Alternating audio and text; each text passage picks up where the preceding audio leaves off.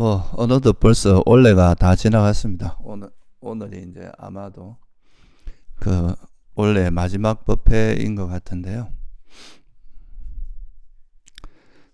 오늘은 그 이제 우리가 살아가면서 가장 이제 어떻게 보면 그 살아있는 존재가 항상 가지고 있는 이제 자기 정체성, 자기 문제, 그거를 이제 보통 각자 개개인마다 이제 가지고 있는 그 어떤 성격이나 이런 게 있는데, 그런 걸 보통 이제 자아의식이라고 이야기하죠. 그죠? 자기라는 이제 그런 개념들이 있는데, 불교에서도 부처님께서는 이제 이런 자아의식, 나라고 하는 그 자아의식이 사실 나라는 그런 견해가 모든 그 괴로움이나 번뇌의 근원이고, 이것들로부터 사실은 대부분의 이제 어떤 번뇌들이 파생되어 나오는 것들이 많습니다. 그래서 자아의식이 생기면서 나와 남을 비교하게 되고, 또 그러니까 이제 내가 더 잘나고자 하는 이기심도 생기고, 또 내 견해, 내 거라는 또 자기 견해가 있으니까 또 다른 사람과 생각이 다르고 하면 부딪히고,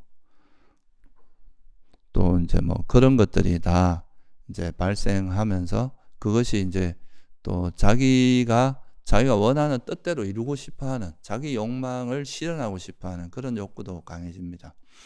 그래서 이런 것들이 다 이제 모든 게 다 뜻대로 된다면 아무 문제가 없겠지만, 그렇지 못하기 때문에 그로 인해서 수많은 고통과 괴로움들이 발생하기 때문에, 그래서 이제 우리가 이 불교에서도 부처님께서도 그런 이제 인간의 괴로움의 근원이 되는 것 속에 이제 그 나라는 것이 자리 잡고 있다는 것을 또 알게 되셨고, 그렇다면 진짜로 이게 나라고, 우리가 나라고 생각하는 그 실제 내용이 무엇이고, 그 나라는 것은 실제로 이제 존재하는 것인가, 아니면 그냥 생각으로만 있는 것인가, 이제 이런 거에 대해서 좀 분명히 밝혀 놓으셨고요. 그거를 이해하는 것이 사실은 이제 불교 수행에서는 굉장히 중요한 영역이기도 합니다. 그래서 오늘은 한 해를 마무리 짓는 그 겸해서 이제 우리가 가지고 있던 그 고질적으로 가지고 있는 나라고 하는 그 인식, 그리고 나라는 개념, 이런 것들을 한번 들여다보고, 그것이 어떻게 형성됐는지, 어떻게 만들어지고 어떻게 이제 생겨나는지를 한번 보고, 또 우리가 무엇을 나라고 생각하는지 그거를 또 한번 살펴보고, 여기로부터 벗어나기 위해서는 어떻게 해야 되는가 라는 거에 대해서 한번 살펴보도록 하겠습니다.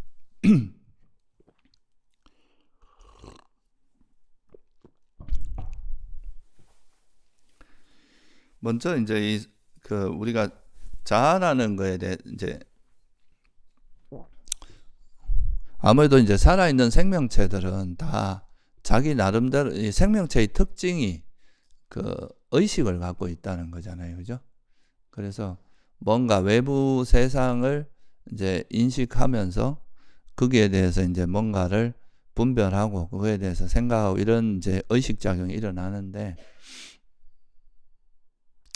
아무래도 이제 그런 것들이 자꾸 발생하다 보면 나한테서 일어나는 의식과 다른 타인에게서 일어나는 의식이 똑같지는 않을 거 아니에요. 그죠? 그러다 보면 이제 그런 걸 통해서 내가 남과 차별화되는 자아의식 같은 게 생기게 돼 있는데, 그래서 이제 이런 기본적으로 사람들이 이제 존재들은 이렇게 삶을 영위하다 보면 결국은 이제 자기라는 것이 생기고, 또 거기서 수많은 또 여러 가지 일들을 겪으면서 자기가 원하는 거는 계속 지속되길 바라고, 원치 않는 것은 이제 없어지길 바라고, 이러면서 결국은 이제 살아있는 생명체가 추구하는 거는 행복이거든요. 자기가 원하는 행복을 항상 누리고 싶어 하는. 그래서 이제 항상 보면은 그런 나라는 의식이 생기면 내가 영원히 이제 이 행복하게 살 수 있는, 그러니까 영원한 그런 행복을 원하는 그런 마음들이 일어나게 마련이겠죠. 그죠? 그래서 이제 그게 나중에 이제 자아라는 개념으로 드러나고, 이 자아가 우리가 드러나는 현상 속에서 이 자아가 있어서, 이 자아가 결국은 이제 내가 자아를 실현하게 되면 그게 이제 진정한 행복으로 가는 길이다. 이런 식으로 이제 일반적으로 우리가 전 세계에 있는 종교들이 대부분 다 이런 구조를 갖고 있습니다. 그래서 우리나라고 하는 존재 뒤에는 보면은 영혼이라든가 뭐 자아, 그리고 뭐 불교에서는 뭐 진화, 뭐 이런 이제 여러 가지 이야기를 하면서 그것은 진짜 영원불멸하고 변치 않는 어떤 실체인데, 이거를 실현함으로써 우리가 진짜 행복을 실현할 수 있다. 그래서 이제 이런 식으로 이야기를 하고 있는데, 근데 이제 부처님께서는 이거를 좀 더 보는 시각을 이제 뒤집어 가지고, 이제 일단은 우리 인간 존재에게서 일어나는 의식이 어떻게 일어나는지 여기서부터 시작을 합니다. 왜냐하면 우리가 자아의식이라는 것도 다 의식이 없으면 의미가 없는 이야기잖아요. 다 의식을 통해서 형성되는 거니까. 그래서 이제 의식이 어떻게 일어나고, 또 의식이 일어나면서 거기서 어떻게 이런 자아의식, 나라는 견해가 형성돼서 그걸로 인해서 어떤 문제들이 발생하는지, 이거를 이제 아주 체계적으로 설한 거죠. 그래서 기존에 가지고 있던 이제 인도 당시에도 브라만교라고 하는 거기서 가지고 있던 그 의식이 자아라는 것이 있다고 이제 생각을 한 거죠. 그러니까 각 개개인의 존재들마다 뭔가 겉으로 이렇게 드러나는 몸이나 이런 말고, 이 뒤에 숨어 있는 뭔가에, 영원히 변치 않는 뭔가에 나를 주재하는, 나라는 삶을 주재하는 뭐가 있다. 그게 이제 자아라는 개념입니다. 그래서 이 자아라는 개념의 이제 기본은 뭐냐 하면, 여러분들이 이게 나다, 뭐 내가 뭐 한다, 이렇게 말하는 거는 여러분들 몸이나 또는 이 여러분들의 정신을 그래도 내가 뒤에서 컨트롤할 수 있다라는 그런 게 있으니까 나라고 생각하는 거 아니에요, 그죠? 여러분들이 다른 사람을 그렇게 하기는 힘들잖아요. 그런데 이제 그래서 이 자아가 있다고 할 때 이 자아의 가장 대표적인 특징이 뭐냐 하면 통제할 수 있는 겁니다.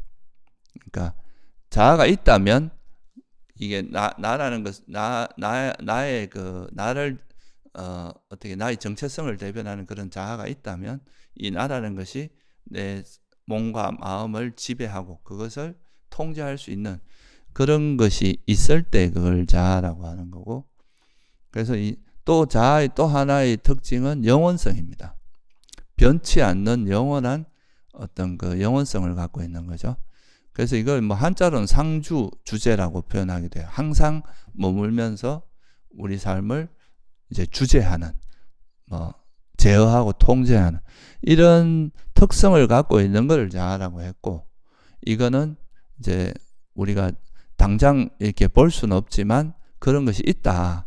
그래서 그걸 찾는 거, 그것이 이제 뭐 어떻게 보면 그 깨달음이라고 말하는 경우도 있고, 우리가 죽어서 몸은 죽더라도 이 자아는 영원히 남아서 뭐 천국이나 뭐 어떤 그런 데 가서 영원히 행복하게 산다, 이런 구조로 이제 보통 이야기가 되고 있는 거죠. 그래서 사람들이 이제 거기에 대해서 항상 동의를 하고 그쪽으로 이제 생각을 하고 있는데, 부처님께서 보시기에는 이 자아라는 뭔가 개념이 있는 이상, 이게 나와 남이 이렇게 구분되면서 내 이기심이라든가 내가 남보다 더 잘 되고 싶어하는 이런 마음들이 벗어나기는 힘들다. 그리고 정말 이게 그러면 우리가 나라고 생각하는 거에 실체가 뭐냐, 그 사람들이 보통 자아라고 이야기하는 것의 그 실제 내용은 뭔가, 이거를 이제 되게 궁금해 하신 거죠. 그래서 그거를 이제 그런 거를 한 번도 본 적 없는데 그냥 옛날에 이런 게 있다고 하니까 우리가 이제 들어서 이렇게 전성되어 왔기 때문에 우리도 자아가 있다고 생각한다, 이런 것들은 사실 장님 코끼리, 장님 줄서기와 같다고 이야기하셨죠. 장님이 이렇게 뭐 본 것도 뭐 이렇게 이야기하면 그것도 다음 장님이 보지도 못하면서 듣고 이제 이어지고 하는. 그런데 부처님께서는 이제 나중에 수행을 통해서 당신이 이 존재의 실상을 알고 봤다고 이야기를 하잖아요. 이제 실제로 알고 보니까 그런 거는 이제 없더라. 그리고 그런 것을 이제, 그러니까 그런 것이 이제 왜 없고, 그런 것을 벗어나야만이 괴로움에서 벗어날 수 있다는 걸 이제 발견하신 거죠. 그래서 오늘은 이 소위 말해서 우리나라에서 또 이제 아상 이런 말로 굉장히 많이 알려져 있고, 보통 자아의식, 자아 뭐 이렇게 이야기하는데, 그러면 도대체 우리가 무엇을 나라고 생각하는지, 보통 사람들이 나라고 생각하는 거의 그 내용이 뭔지, 그거를 이제 한번 살펴보고, 그 나라고 하는 것이, 우리가 그 나라고 하는 것이 실제 있는 건지 아니면 관념적으로 그냥 생각에 의해서 상상에 의해서 만들어진 것인지, 이런 거를 좀 들여다봄으로써 우리가 이 부처님께서 말씀하신 왜 무아라고 하셨는지, 이런 거를 조금 더 좀 우리 삶과 좀 밀접하게 연관지어서 알 수 있을 거라고 생각합니다. 먼저 이 존재의 특징은, 이건 뭐 여러분들에게 뭐 다 아시는 내용이지만 한번 짚고 넘어가겠습니다. 존재의 특징은 의식이 있다는 걸로 보는데, 이 의식은 어떻게 해서 일어나느냐, 이거를 이제 부처님께서는 이 의식이 발생하는 구조를 뭐로 보셨어요? 그러니까 보통 이제 보통 자아를 이야기하는 경우는 이 자아가 뒤에 있으면서 자아가 어떤 생각이 일어나게 한다고 보는 경우도 있어요. 그러니까 뒤에서 자아라는 게 뒤에 있으면서 자아가 명령을 해서 이 생각해라 저 생각해라, 이렇게 이제 자아가 뒤에서 조정한다, 이렇게 볼 수도 있는데, 그런데 부처님께서 이제 이 의식이 발생하는 또는 세상이 일어나는 이제 구조를 뭐라고 설명하셨느냐 하면은, 한마디로 말해서 이제 접촉을 조건으로 해서 이제 이런 세상이 발생하고 의식이 발생하고 세상이 일어난다, 이렇게 말씀하신 거죠. 그러니까 여러분들, 제가 뭐 과거에 예전에도 말씀을 많이 드렸지만, 사실 불교를 이해하는 데 있어서는 이 접촉이란 단어를 이해하는 것이 굉장히 큰 의미가 있습니다. 부처님의 통찰 중에서 정말 엄청난 통찰 중에 하나가 이제 우리 의식은 접촉을 통해서 일어난다는 거. 이게 되게 단순한 이야기 같지만 굉장히 깊고 큰 의미를 담고 있습니다. 그러니까 접촉이라고 하는 건 뭐예요?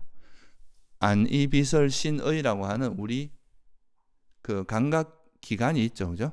눈, 귀, 코, 혀, 몸, 그리고 마음이라고 하는 6개의 감각 기능이 있는데, 그것이 색, 향, 미, 촉이라는 것과 또는 이거에 의해서 이루어진 어떤 법, 그러니까 뭐 그것을 보고 들은 거를 이렇게 이제 기억된 거, 이런 법이라는 그 일체 현상을 이야기하는 겁니다.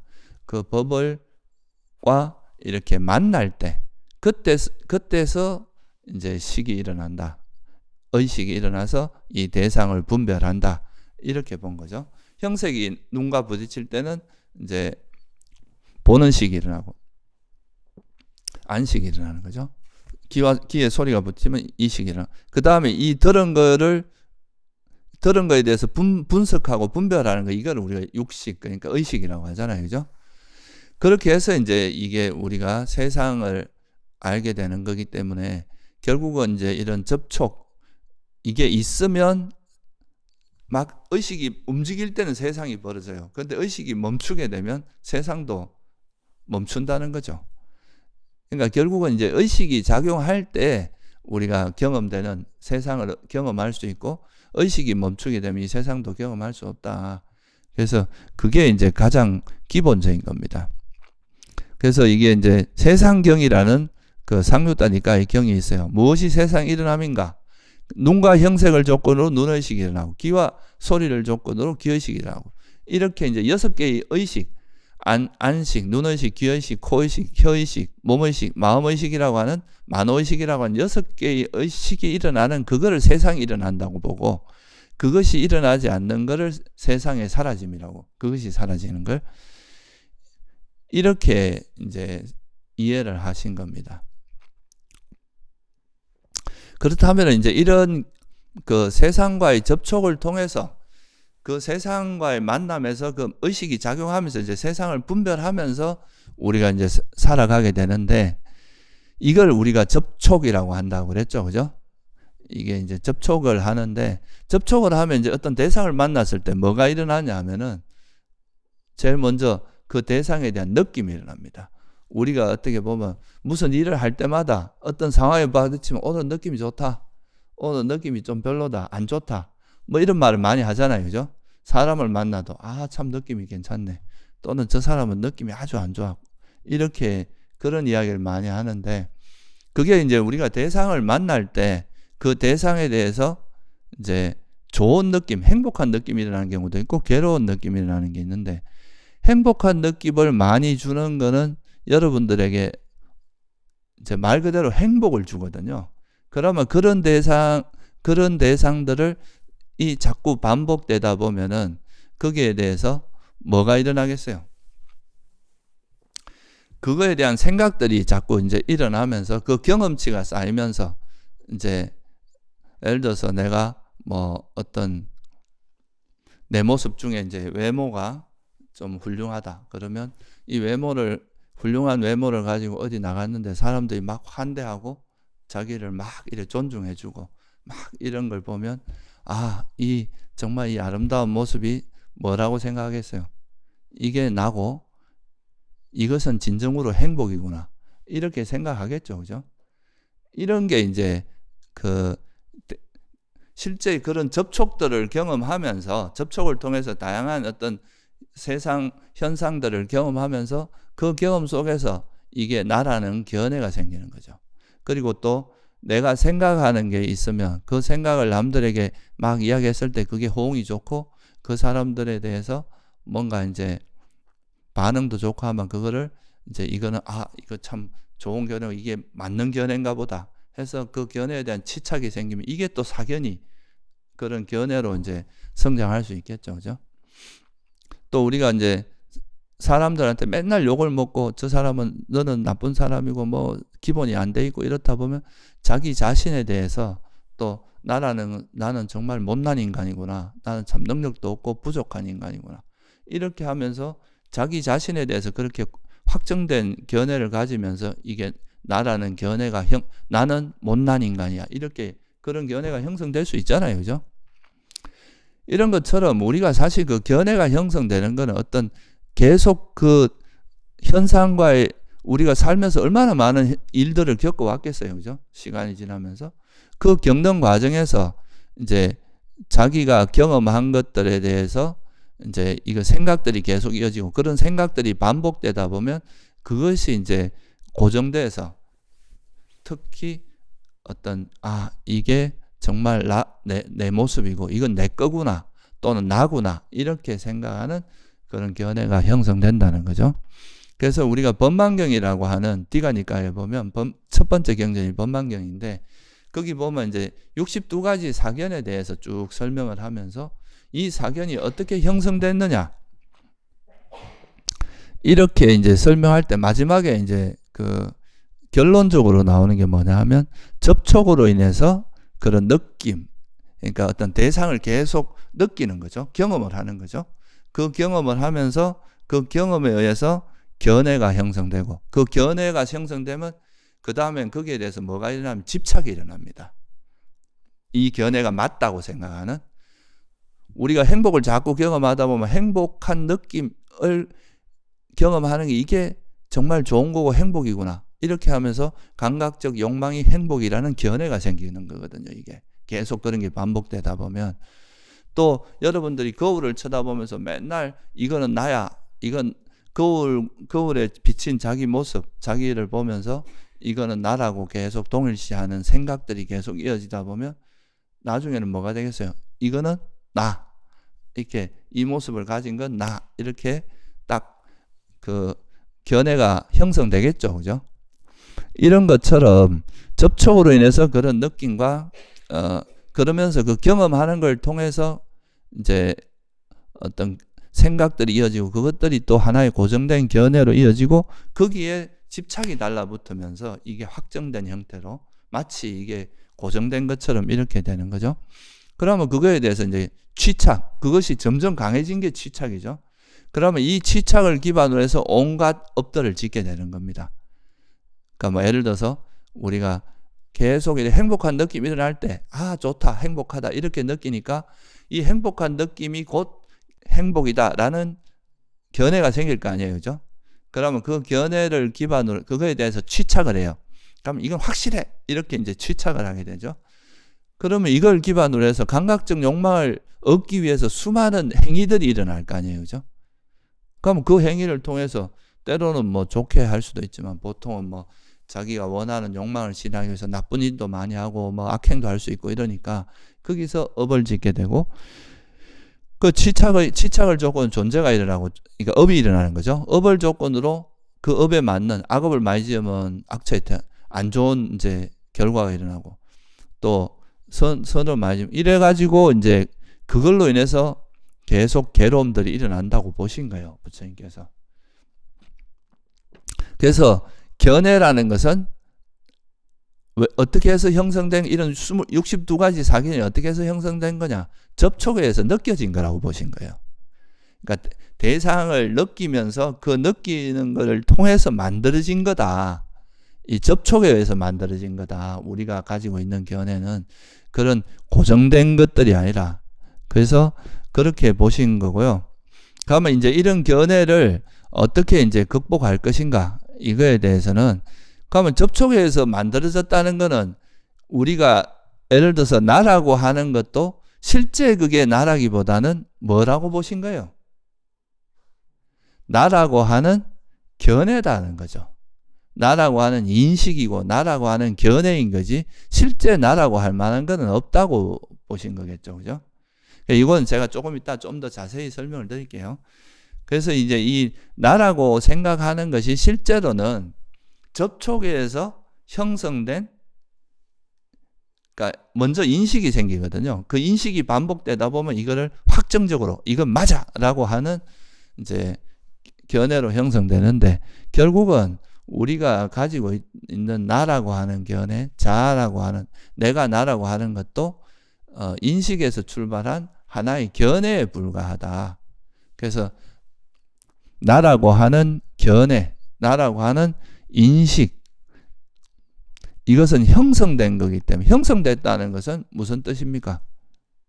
접촉이 바뀌면 또 달라질 수 있다는 거잖아요.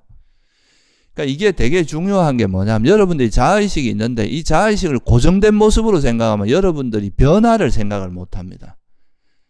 내가 만약에 지금 현재는 되게 뭐 좀 나쁜 욕도 많이 먹고 나쁜 사람으로 인식받고 있지만 그게 형성된 거라면 나중에 우리가 수행을 하다 보면 다시 좋은 사람으로 바뀔 수 있다는 걸 의미하잖아요. 그죠? 이게 고정된 모습이 아니라면.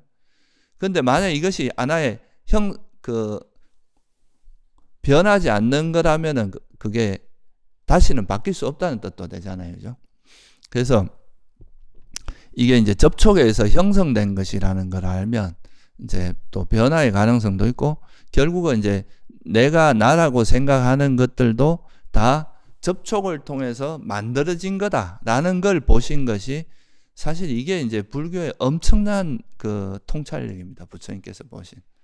그러니까 우리는 그냥 어떤 개념이 형성되고 그거에 의해서 뭔가 이제 이게 개념은 반복되다 보면 그걸 실체화하게 되거든요. 그것이 실제 있는 것처럼. 그래서 마치 이것이 실제로 있는 것처럼 생각했는데 부처님께서 이 내용을 치고 들어가서 보니까 결국 나라고 생각하는 것은 조금 이따가 설명을 드리겠지만 오온이고 다섯 무더기일 뿐이고 거기서 그것은 또 그것을 경험하면서 형성된 것일 뿐이더라.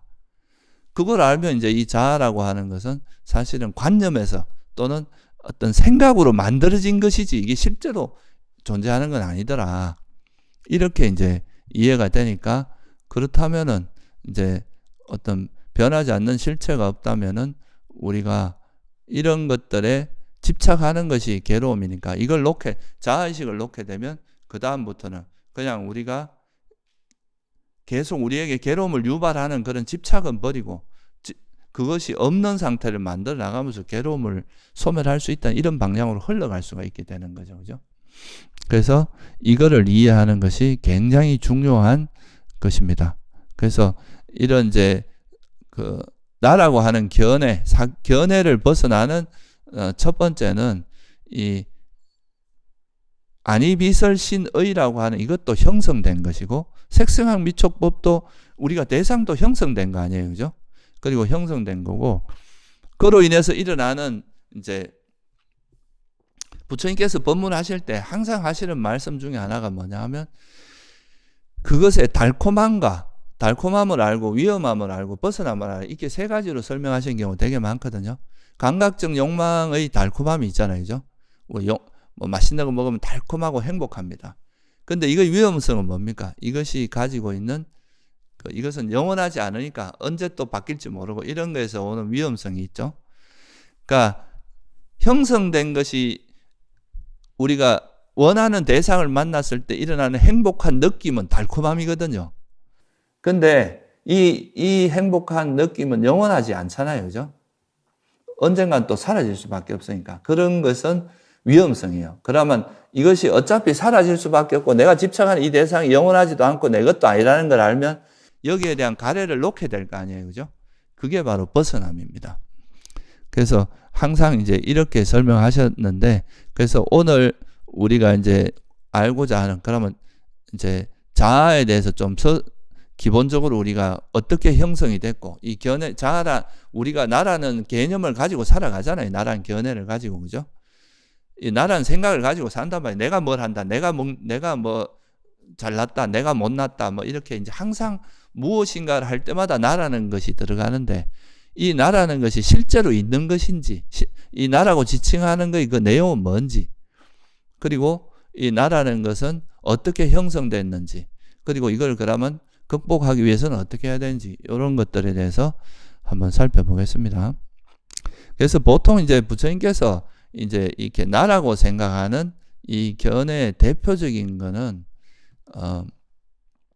우리는 보통 사람들은 그냥 나라고 막연히 생각하는데, 이제 실제 나라고 생각하는 그 내용을 한번 구체적으로 들어가 보신 거죠. 이게 도대체 우리가 뭐를 나라고 거머쥐고 있는지. 그래서 그걸 들여다보면 대체로는 처음에는 이제 나라고 하는 그냥 단지 생각이지, 그 나라고 하는 걸 실제로 본 사람은 없거든요. 예를 들면 영혼을 본 사람도 없어요. 그러고 뭔가를 우리가 자아라고 하는 걸 실제로 이렇게 경험한 그런 것이, 물론 경험했다는 사람들도 사실은 그게 알고 보면은 이제 자기가 만들어낸 관념을 경험하는 거일 가능성이 훨씬 그런 게 크단 말이죠. 그래서 이제 나라고 하는 거의 그 실체를 들여다보니까 부처님께서는 이제 5가지가 되게 사람들이 착각하는 후보들라는 거죠. 그게 첫 번째는 뭐겠어요? 내가 나라고 생각하는 제일 쉽고 제일 많이 하는 건 이 몸이겠죠, 그죠? 이 몸은 내가 걸어가려고 하면 내 몸을 걸어갈 수 있고, 손도 들 수 있고, 이게 내가 의지대로 움직일 수 있는 게 되게 많잖아요. 그러니까 이 몸이라는 것도 나라고 생각할 거고, 그 다음에 또 아까 말했듯이 내가 이제 느끼는 보통은 행복할 때, 내가 행복하다 그러고, 행복을 느끼는 그게 바로 나다, 이렇게 보는 것이 있기 때문에 행복과 괴로움을 느끼는 그게 나다, 이제 이렇게 보는 그게 두 번째 후보겠죠. 그리고 이제 어떤 대상을 만나면 우리가 그 대상에 대해서 나름대로 이렇게 개념을 만들고 뭔가 이름을 붙이고 하는데, 그 이름을 붙이게 되면 그 이름을 붙인 것들이 반복되다 보면 그거를 우리가 나라고 보는 경우가 되게 많잖아요, 그죠? 그래서 이거는 소위 말해서 불교에서는, 부처님께서는 이걸 인식이라고 본 겁니다.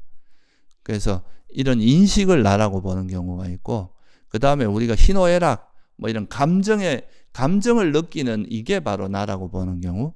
그러니까 우리 선종에서 이제 화두에도 그런 거 있잖아요. 걸어가면 추우면 춥다 하고 더우면 덥다 하고 걸어갈 때 걸어가는 거 알고 이놈이 뭐고 이런 거 있잖아요, 그죠? 그러니까 우리에게 일어나는 그 희노애락의 감정을 느끼는 거, 이거를 감정을 아는 감정, 이런 것들을 나라고 볼 수도 있고, 그냥 단지 우리가 대상을 분별하고 아는 거, 이걸 나라고 생각하는 경우. 그래서 대체로 부처님께서 보니까 일반 존재들이 착각하고 있는, 나라고 생각하고 있는 가장 대표적인 것들이 그런 몸과 느낌, 그러니까 이제 어떤 좋다 싫다 이런 그 대상에 대해서 오는 그런 느낌, 그리고 관념적인 개념들, 그리고 희노애락의 이런 감정들, 그리고 심리작용이죠. 그리고 이제 뭔가 아는 의식, 이런 것들이라고 봐서 그거를 좀 정리해서 이제 체계적으로 설하신 게 바로 뭐냐면 색수상행식이라고 하는 그 오온이라고 하는 겁니다. 근데 이거는 사실 이제 이론적으로 구성을 하니까 오온이라니까 되게 이제 어려워 보이지만, 실제 우리가 일상 삶을 살아가면서 끊임없이 경험하는 것들이거든요. 우리가 항상 뭔가를 만나면 저 사람은 뭐다 이렇게 규정 짓는 거, 이건 인식에 해당하거든요. 그리고 뭔가 좋다 싫다, 저 사람 느낌 좋다 안 좋다, 이건 느낌을 기반으로 하고 있고, 그러면 뭐 좋아하고 싫어하고 막 지혜, 그 다음에 아주 연민하고 자애롭고 뭐 이런 마음들, 이런 것들도 다 이제 그 하나의 심리 작용들, 이런 것들은 형성무덕이라고 하는 행원에 들어가고, 우리가 뭔가 대상을 아는 건 의식이고, 이게 계속 우리가 쓰고 있는 거잖아요, 그죠? 근데 우리가 부지불식간에 그런 것들을 나라고 생각하고 산다는 거예요. 근데 그거를 이제 이게 내용이 뭔지를 모르면, 내가 뭐를 나라고 생각하는지도 모르고 막연히 그냥 들은 대로 그냥 이거를 그냥 느껴진 대로 막연하게 그냥 나라고 생각하는데, 근데 부처님께서는 이걸 들여다보니까 이런 것들을 나라고 생각하는 건 아까 말씀드렸듯이 우리가 살아가면서 이런 것들을 계속 경험하다 보면 경험한다는 건 접촉이 계속 일어나는 거죠. 그 접촉을 통해서 이런 것들을 많이 경험하다 보면 이거를 나라고 생각하는 그런 견해가 일어나더라. 이거를 특히 뭐라고 하면 유신견이라고 합니다. 유신견이란 말 많이 들어보셨죠, 그죠? 이거를 나라고 생각하는 그런 견해, 이걸 유신견이라고 해요.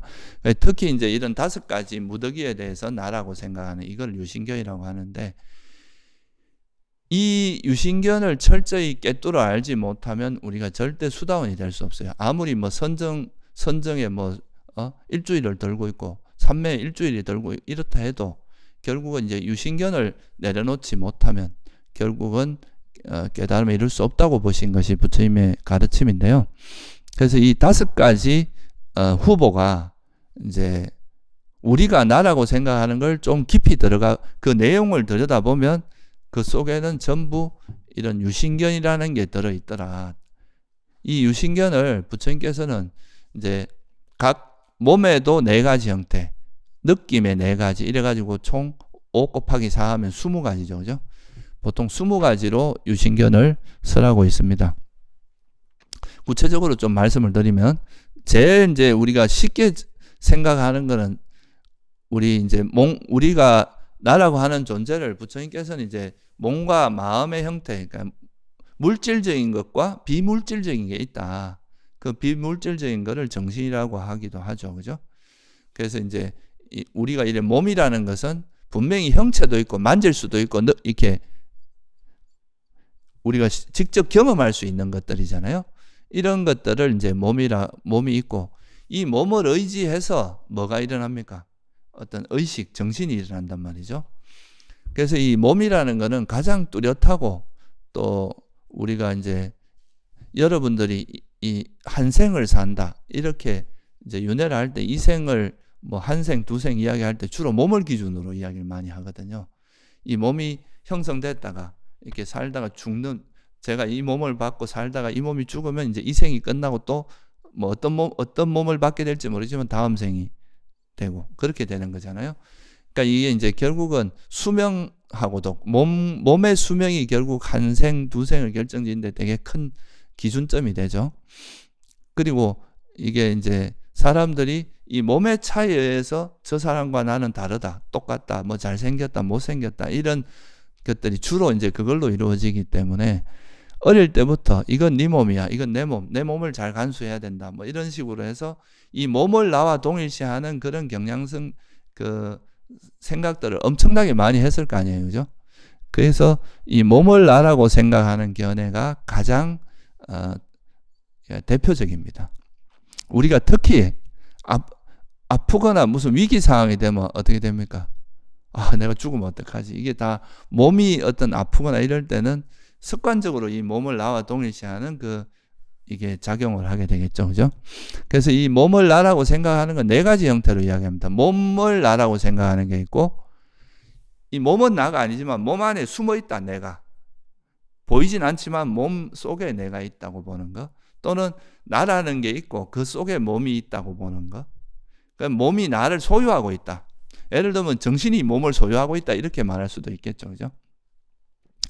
이런 식으로 이제 우리가 이 몸 자체가 나라고 생각할 수도 있지만, 몸은 나지만 이 몸 뒤에 뭔가 나라고 하는 게 숨어 있어, 이렇게 볼 수도 있고, 이런 형태로 보통 이제 사람들이 생각할 수 있는 모든 가능성을 여기다 다 집어넣어 놓은 겁니다. 그래서 이걸 이제 나라고 생각하는데, 실제로 근데 이 몸이라고 하는 것은 우리가 이제 현대 과학에서도 그렇고, 이 몸에 있는 이 세포가 몇 년이 지나면은 100% 싹 바뀐다 그러잖아요. 그죠? 그러면 지금 이 생에서 내가 이전에 있었던 내 몸하고 지금의 몸이 똑같은 몸이 아니잖아요. 그죠? 그러면 어떤 걸 나라고 할 수 있겠느냐, 이렇게 볼 수 있겠죠. 그래서 이제 부처님께서 이렇게 보시니까 이게 이제 첫 번째 후보는 몸인데, 이 몸이라고 하는 거는 끊임없이 변하는 것이고, 또 만약에 이제 제일 아까 제가 서두에 말씀드릴 때 자아가 있다면 어떻게 이 몸을 내가 통제할 수 있어야 된다 그랬죠. 그죠? 이 몸의 주인이 있다는 거는 이 주인의 말을 몸이 들어야 되는 거 아니에요. 그죠? 그래야 주인이 자격이 있는 거 아니에요. 그죠? 근데 내가 이 몸 보고 너 앞으로 늙지 마 한다고 해서 안 늙지 않잖아요. 내가 죽지 마 한다고 해서 안 죽지 않죠. 그죠? 이거는 뭐냐면 내 몸이 내가 전적으로 통제할 수 없다는 뜻입니다. 우리가 걸어가자 하면 걸어가고, 앉으라 하면 앉고, 이런 부분적으로 순간순간 통제하는 건 가능한데, 이게 전체적으로 완전하게 이제 이 몸을 통제하는 것은 불가능하다는 거예요. 그러니까 이거는 내 의지에 의해서만 움직이는 게 아니라 그 자체가 조건에 의해서 형성된 거기 때문에 이거는 변할 수밖에 없는 것이다. 그래서 이 몸이라는 것을 통해서 우리가 느끼는 그런 뭐가 있습니까? 몸이 건강할 때 행복함을 느끼고, 또 남에게 좀 칭찬, 내가 외모가 잘생겼다고 칭찬받을 때 행복을 느끼고, 이런 건 몸을 통해서 생기는 이제 달콤함이죠. 그죠? 근데 이런 거에만 빠지면 이 몸을 엄청나게 애착을 하는 거죠. 그리고 이제 근데 여기서 몸이라는 것이 변할 수밖에 없다는 걸 알면, 이 몸이라는 것이 정말 무상하구나. 무상한 것은 정말 불확실하고 내 것이라 할 만한 것이 아니구나. 이런 것을 통찰하게 되면 어떤 효과가 있습니까? 여러분들이 몸을 집착하지 않으면서 몸을 활용할 수 있게 됩니다. 근데 몸을 내 것이라고 생각하는 순간 여기 강력한 집착이 달라붙게 되고, 이 몸이 좀 아파지거나 또는 다치거나 죽게 되면 엄청난 고통을 겪게 되죠. 이게 몸이라는 것이 이렇게 변할 때, 이것을 내 것이라고 집착하고 있을 때는 몸에 대해서 누가 내 몸을 건들거나 조금 비난하거나 이런 말만 들어도 이걸 내 것이라고 생각하기 때문에 엄청난 괴로움이 일어난다는 거죠. 그래서 이 몸이라고 하는 거를 나라고 생각하는데, 몸을 들여다보면 이 몸이라는 건 끊임없이 변하는 것인데, 여기서 어떻게 나라고 하는 거를 찾을 수 있겠느냐 이거죠. 몸이 변하는데 몸 안에 변하지 않는 게 들어앉아 있을 수도 없고, 그죠? 그리고 이게 몸이 자아가 있는 거라면은 몸이 아닌 쪽에서 이제 자아가 있거나 자아를 소유하고 있다 하면 이 몸을 통제할 수 있어야 되는 통제가 안 되잖아요. 그죠? 여러분들이 죽지 말라 한다 해서 안 죽지 않잖아요. 이런 통제될 수도 없고 영원하지도 않은 이런 거를 나라고 할 수 없다. 이런 게 이제 부처님께서 말씀하신 이 몸이라고 하는 것을 나라고 생각하는 것은 단지 접촉을 통해서 생긴 인식과 느낌과 인식과 생각에 의해서 만들어진 관념일 뿐이다. 그냥 생각이라는 거죠. 그래서 그걸 뭐라고 하냐면 나라는 인식이 일어난 거지, 나라는 그냥 개념이 일어난 거지 실제 나라고 할 건 없다. 이게 이제 무아의 의미입니다. 그렇다고 해서 내가 몸이라는 것이 움직이고 이런 것 자체가 없는 건 아니지만 여기서 변하지 않고 영원하면서 이 내 몸을 전적으로 통제하는 그런 건 있을 수 없다는 거예요. 그게 이제 첫 번째죠, 그죠? 그래서 우리가 생각하는 몸이라는 것도 이래서 정말 나라고 할 만한 게 아니구나. 이거는 뭐 몸이 나라고 내가 아니라는 거는 사실 현대 과학으로도 충분히 알 수 있는 이야기들이죠, 그죠? 그래서 이게 이제 나라고 생각할 것은 없다는 거, 이게 첫 번째고요. 그 다음 두 번째는 이제 느낌이죠. 느낌을 나라고 생각하는 거. 이것도 사람들이 조금 이제 행복한 느낌이 일어나면 여기에 대해서 좋다 하면서 여기에 달라붙고, 이 행복을 느끼는 이놈이 행복을 느끼는 이게 나다. 행복 자체가 바로 나라고 생각할 수도 있고, 행복을 느끼는 요 뒤에 뭔가가 있다. 행복 안에. 아까 이제 몸에서 말한 네 가지 형태가 다 있는 거죠. 어떤 나가 있어가지고 이 행복을 소유하고, 이 행복은 내 것이야 이렇게 생각하는 거는 내가 행복을 소유하고 있다고 생각하는 거죠, 그죠? 그래서 내가 행복한 느낌에 계속 내가 나한테 행복을 주는 그런 느낌을 이제 이런 행복한 느낌을 나라고 치착하게 되면 그 행복이 사라졌을 때 어떤 게 일어나겠습니까? 또 그 사라짐에서 오는 엄청난 괴로움이 일어나겠죠, 그죠? 그래서 그런 것들도, 또 괴로운 느낌이 일어나면 뭐가 일어납니까, 여러분한테? 우리가 괴로울 때는 주로 어떻게 화가 일어나면서 이거에 대해 싫어하는 게 일어나면서 이건 사라졌으면 좋겠어. 이게 뭡니까? 비존재에 대한 가래거든요. 그래서 이런 이제 느낌에 대해서도 이걸 나라고 생각하면, 이걸 왜 나라고 집착하면 문제가 되냐면, 이 나라는 견해가 형성됨으로써 그로 인해서 이거에 대한 취착이 일어나면서 그것 때문에 일어나는 수많은 괴로움들이 있다는 거죠. 슬픔, 비탄, 탄식, 절망 이런 것들이 일어나니까 우리가 이제 느낌이라는 것도 여러분들이 이것이 내가 아니다, 내 것이 아니다, 그냥 단지 조건에서 느낌이 일어났을 뿐이다 이렇게 이해하면 행복한 느낌이 일어나면 그냥 행복한 느낌을 느낄 수 있잖아요, 그죠? 느끼지만 여기 매이지 않을 수 있습니다. 그러니까 괴로움이 일어나다도 그 괴로운 느낌이 일어나면 괴롭죠. 그렇지만 거기에 매이지 않고 흘려버릴 수 있게 됩니다. 근데 그렇지 않으면 행복한 느낌이 일어나면 그걸 막 움켜쥐고 안 놓으려고 하고, 괴로운 느낌이 일어나면 이제 싫어하면서 막 이거 좀 없었으면 좋겠다고 괴로워하고 이러면서 고통이 배가 될 수밖에 없다는 거죠. 그래서 이 느낌을 내 것이라 생각하거나 나와 동일시하는 이 자체가 수많은 괴로움을 유발하기 때문에 그렇다는 거죠. 그 실제로 이게 느낌을 나라고 생각하는데, 실제 느낌은 뭐에서 일어납니까? 아까 말씀드렸잖아요. 접촉에 의해서 일어나잖아요, 그죠? 대상과 접촉할 때 그때 일어나는 게 느낌이잖아요. 그러면 이 느낌은 형성된 거니까 영원할 수 없잖아요, 그죠? 그러니까 뭐 조건이 잘 맞으면 행복한 느낌이 일어나는 거, 조건이 안 맞으면 괴로운 느낌이 일어날 수도 있다.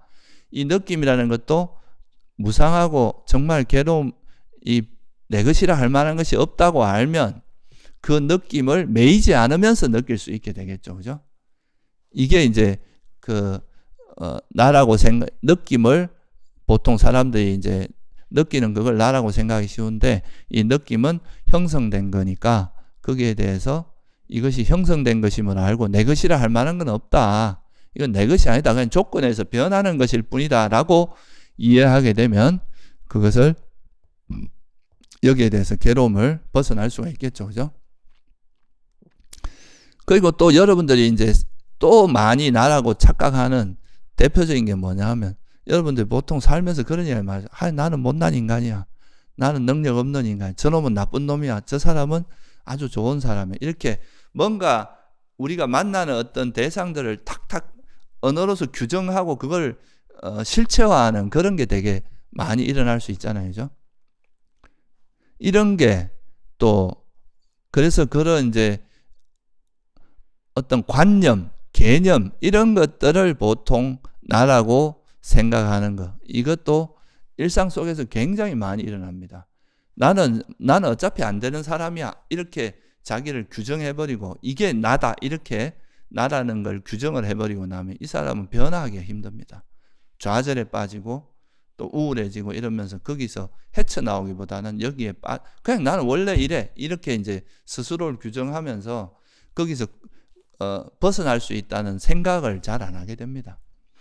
근데 현재 내가 이렇다는 현재 이게 그냥 내 모습일 뿐이에요. 지금 조건의 내 모습이고 내가 노력을 해서 또 다른 모습으로 바뀌면 얼마든지 바뀔 수 있잖아요. 그죠?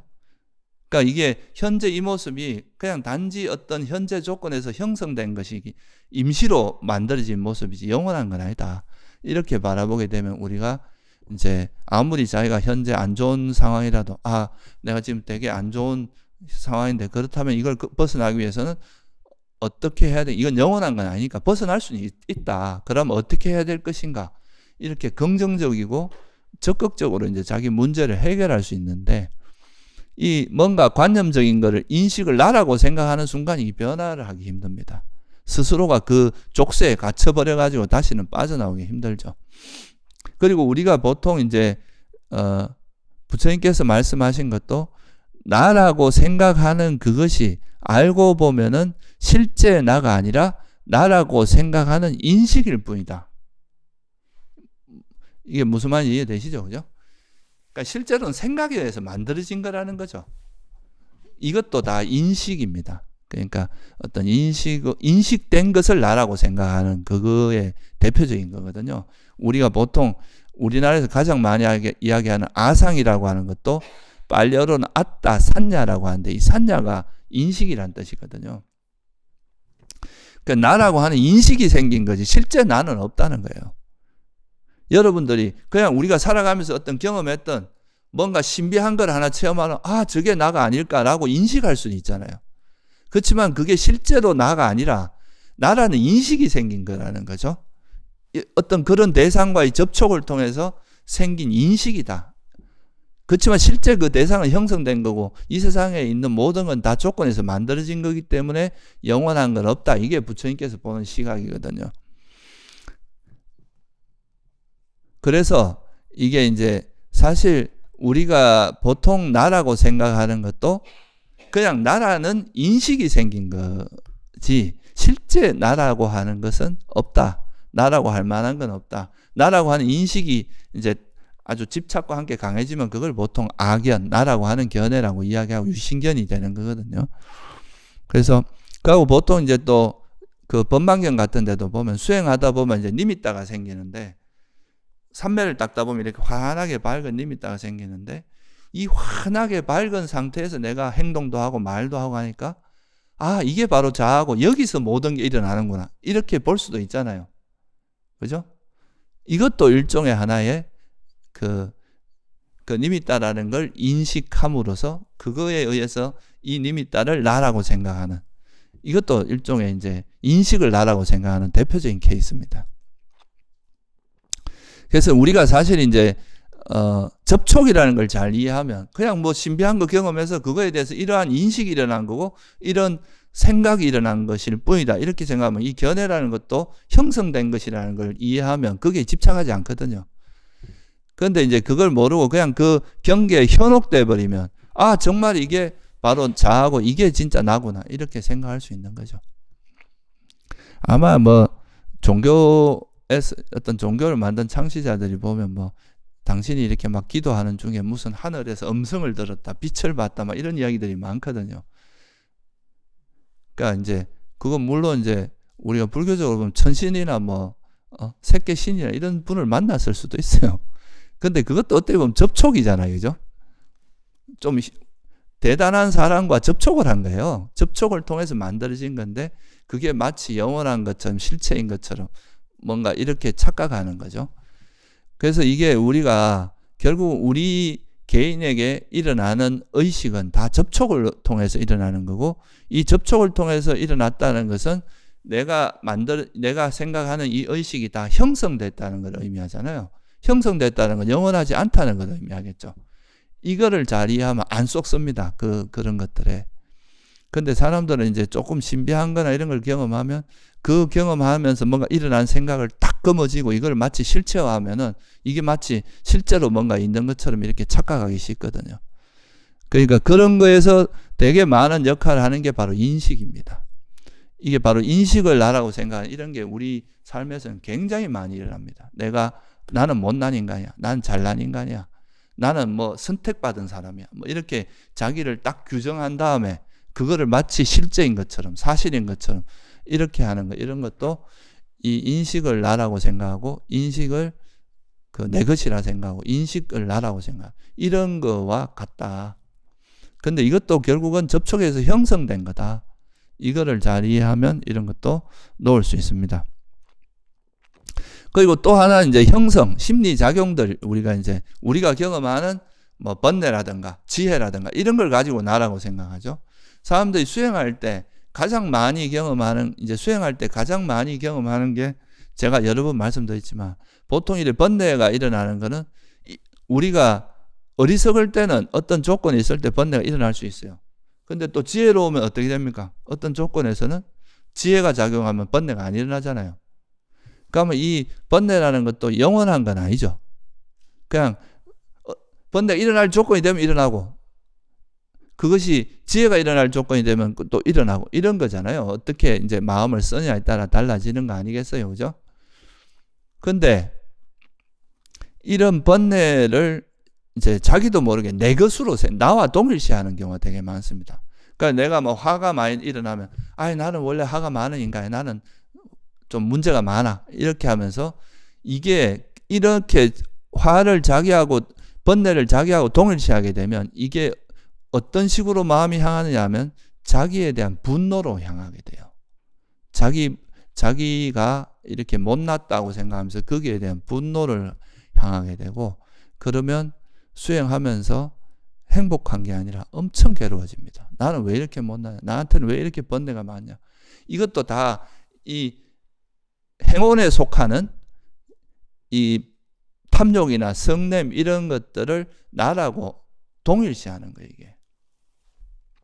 그렇게 됨으로써 나는 못난 인간이고 그래서 나는 죽어야 되고 나는 막 이런 수행할 인간도 못 되고 이런 식으로 자기를 자학하는 겁니다. 그러니까 과거에 있었던 우리가 기억 같은 것도 일종의 뭡니까? 형성 무더기에 속하잖아요. 그럼 과거에 내가 잘못했던 거 이런 기억이 있을 거 아니에요? 그 기억을 현재 떠올리면 이것도 이건 나는 나쁜 인간 이렇게 돼버리는 거죠. 이 기억을 나하고 동일시해가지고 또 막 자학을 합니다. 이게 후회죠. 이런 게 후회의 감정이거든요. 그러니까 이런 식으로 이제 계속 자기를 수행을 하면 사실 우리가 이제 이런 걸 극복하려고 하는 건데 오히려 자기를 알아차리면서 이제 자기한테 일어나는 마음을 알아차리면서 그 마음에 대해서 나하고 동일시하는 순간 싫어하는 마음이 작용하니까 그러면 또 여기에 또 화를 내요. 그러면 이게 번뇌가 점점 더 커지는 거예요. 수행을 하는 게 아니라 번뇌를 키우는 거라. 이런 식으로 되면 수행이 될 리도 없고 오히려 더 번뇌는 많아지거든요. 근데 이 나한테 일어나는 이것도 그냥 과거에 많이 잘못된 게 있으면 그 조건에서 그런 일이 일어났지만 지금은 내가 충분히 참여하고 앞으로는 다시 그런 일이 일어나지 않게 하겠다. 그렇게 하면 또 지금 앞으로 내 마음에는 좋은 마음들이 계속 일어날 수 있잖아요. 그죠? 지혜나 자비심이 일어날 수 있잖아요. 이런 식으로 자기에게 일어나는 그런 마음을 나와 동일시하지 않으면 그냥 이것도 지금의 내 모습이고 변할 수 있는 거다. 그러면 이게 이제 이거를 나와 동일시하지 않고 하나의 지금 조건에서 일어나는 하나의 번뇌일 뿐이다. 이렇게 이야기하면 이 번뇌를 수용할 수 있는 힘이 생깁니다. 싫어하지 않으면서 자애롭게. 그러니까 이것도 내 모습이잖아요. 그러니까 현재 내 모습인 거죠. 영원한 내 모습이 아니라. 그러면 그냥 이걸 받아들이고 지금은 내가 이런 번뇌가 있구나. 그러면 이 번뇌를 어떻게 하면 버릴 수 있을까 하고 그 번뇌를 버리는 쪽으로 마음을 쓰면 되는 거 아니겠어요? 그죠? 그러면 이거는 이 번뇌를 극복할 수 있거든요. 지혜롭게 대처함으로써. 자기한테 일어나는 번뇌는 이미 일어난 거고, 또 그거를 싫어하는 쪽으로 하면 번뇌는 더 커져 가거든요. 그러니까 이거를 그냥 지금 현재 이러니까 내가 이거를 수용하면서 다음에는 다시 이런 게 일어나지 않도록 노력을 해야지. 이렇게 가게 되면 우리에게 비록 이제 해로운 마음이 일어나더라도 그거를 화내지 않고 오히려 자유롭게 대할 수 있습니다. 그거를 자유롭게 대하면서 수용하고 자기 있는 모습을 그대로 받아들일 수 있는 그런 내면의 힘이 생긴다. 이게 바로 이제 자기를 이거 행운을 나하고 동일시하지 않는 힘이거든요. 그리고 또 만약에 이제 내가 수행을 잘해가지고 이제 마음이 고요해지거나 산매력이 강해지거나 지혜가 좀 생기면 그때는 또 어떤 마음이 생길 수 있느냐 하면은 내가 참 나는 대단히 수행을 잘한 사람이구나. 난 뛰어난 사람이구나. 이렇게 생각하면서 현재 이 모습은 지금은 수행이 잘 되지만 또 나중에 마음을 방심하면은 방해하면 또 미끄러질 수도 있고 이게 또 변화 가능한 거거든요. 현재 이게 내가 방심하면은 다시 미끄러질 수 있다는 이게 또 아직은 확실히 안착된 건 아니란 말이죠. 그렇다면 이제 이렇게 바라보게 되면 좀 더 보통은 이제 이런 선한 마음이 일어날 때는 여기에 자만이나 이런 게 달라붙기가 되게 쉽습니다. 나는 좀 남들하고 비교하면 저 사람은 잘못해도 나는 잘하고 있다. 이렇게 되기가 쉬워요. 그러면 이거는 좋은 대상이니까 여기에 집착이 달라붙는 거죠. 그죠? 집착이 달라붙어 가지고 이거에 대해서 나와 남을 비교하면서 내가 잘났다고 생각하고 내가 더 뛰어나다고 생각하고 또 이러면서 지혜가 좀 생기면서 알아지는 견해가 있는데 이 견해를 또 확실하다고 또 집착하는 거죠. 내 견해가 맞다 이러면서 끊임없이 검증해야 되는데 근데 이제 이렇게 하지 않고 이것도 역시 형성된 거고 조건 지어진 거라는 걸 알면 이제 여기서는 우리가 마음을 겸손해질 수 있거든요. 이것도 변할 수 있다. 내가 또 아직 아란이 되기 전까지 방심하면 언제든 미끄러질 수도 있다. 적어도 수다원이 돼야 미끄러지지 않거든요. 그럼 그렇게 되기 전까지는 내가 겸손한 마음으로 계속 더 이런 좋은 마음이 생길 수 있는 조건을 계속 성숙시켜야 되겠구나. 이렇게 하면서 수행을 할 수가 있겠죠. 그죠? 그래서 우리가 알게 모르게 그냥 내가 생각하는 것도 내 아이디어, 내 견해도 내 견해 이렇게 어떤 우리에게 일어나는 생각이나 이런 견해, 감정들 이런 것들 끊임없이 나와 동일시하고 살아가거든요. 근데 이것들이 다 이런 감정들도 다 접촉에서 일어난 하나의 형성된 마음 상태일 뿐이다. 그래서 지금 조건에서 이런 게 일어나지만 또 이게 조건이 바뀌면 달라질 수 있다. 이런 걸 이해하면 이거를 실체화하지 않으면서 나와 동일시하지 않으면서 단지 우리가 할 일은 이것이 유익하면 개발하고 더 개발하고 해로우면 버리는 쪽으로 마음을 지혜롭게 쓰면 되는데 그렇지 않으면 좋은 게 나타나면 달라붙어서 계속 그게 또 이제 집착하게 되고 안 좋은 게 나타나면 또 막 자학하고 자기를 화내고 자기를 공격하고 이런 쪽으로 가게 됩니다. 이러면은 이제 굉장히 수행을 하는 게 아니라 계속 세속에서 하는 거하고 똑같이 번뇌를 계속 움직이고 있는 겁니다. 그래서 이제 해로운 마음이 일어날 때는 자유롭게 대하고 유익한 마음이라서 뭔가 지혜나 산매 이런 좋은 마음들이 개발할 때는 거기 겸손하게 대해서 좀 여기에 검어지지 않고 놓는 이런 마음으로 대해야 된다. 이게 이제 그래야 이 유신견이 벌어집니다. 이게 내 것은 아니거든요. 왜냐하면 계속 변하는 거 어떻게 내 것이라 하겠어요. 내 것이라면 영원히 내 것이 돼야 되는데 이거는 조건이 바뀌면 바뀔 수 있는 건데 어떻게 내 것이라 할 수 있느냐. 이렇게 바라봐야 됩니다. 그리고 마지막으로 이제 의식을 나라고 생각하는 거. 이것도 되게 뭔가 특히 우리나라에서는 이런 걸 가지고 많이 이야기하는데 우리가 뭔가 앞에서 다 변해도 이걸 아는 마음은 변하지 않지 않느냐. 요게 바로 나다. 이게 능언경 같은 그런 이제 대선 경전에도 이런 이야기가 나오거든요. 그러니까 이 마음을 굉장히 실체화하는 경향이 상당히 강합니다. 근데 부처님께서 초기 경전을 보면은 항상 이 마음이라고 하는 건 접촉을 통해서 일어난다 그랬잖아요. 그죠? 이 의식은 접촉을 통해서 일어납니다. 그러니까 접촉이 있으면 의식이 일어나고 접촉이 또 사라지면 사라지는 거. 그것도 비유할 때 원숭이가 이 나뭇가지 잡고 움직일 때 어떻게 합니까? 이 나무만 잡고 있으면 못 움직이잖아요. 그럼 이걸 놓고 다음 나무까지를 잡고 또 이걸 놓고 다음 나무까지 잡고 이래야 이제 움직일 수 있을 거 아니에요? 그런 것처럼 우리 마음도 어떤 대상을 만났을 때 어떤 A라는 대상과 접촉이 일어나면 그 마음이 일어났다가 또 이 마음이 사라지면 또 B라는 대상과의 접촉으로 일어나고 이렇게 마음이 계속 변해간다고 보신 거죠.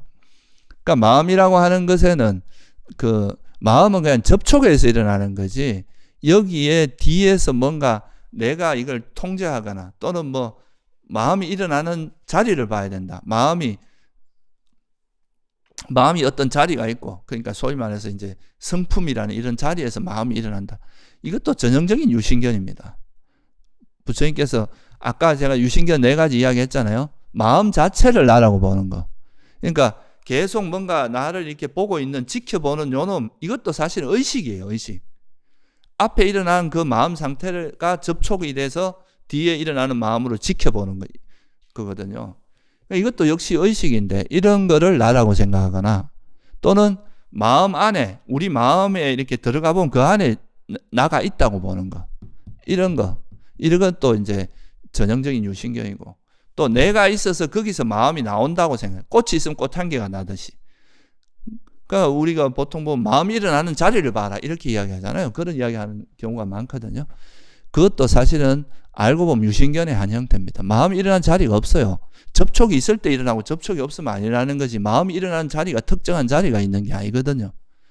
그러니까 이런 것도 이제 그 유신견 중에 하나고 마치 뭔가 자아가 있어서 마음을 소유하고 있다 이렇게 생각하면은 뒤에서 뭔가 소유하고 있다.